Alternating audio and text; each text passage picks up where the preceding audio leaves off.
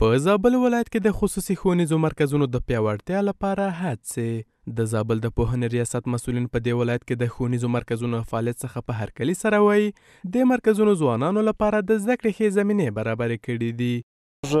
زابل کې الحمدلله ډېر شخصي مراکز لرو، اکاډمیان او خصوصي مکاتب لرو.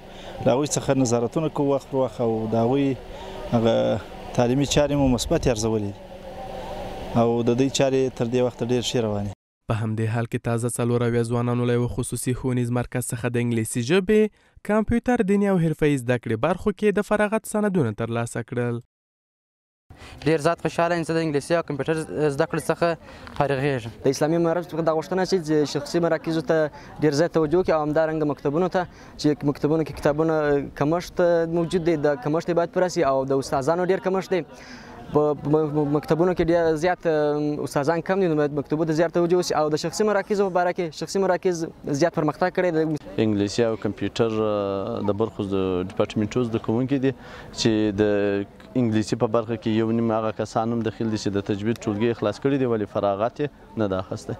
د راپورونو پر بنسټ دا مهال په زابل کې په خصوصي او دولتي ښوونیزو مرکزونو کې 100,000 تنه زده کوونکي په زده کړو بوخت دي، خو ویل کېږي په یو شمېر سیمو کې ماشومان لا هم زده کړو ته لاسرسی نه لري.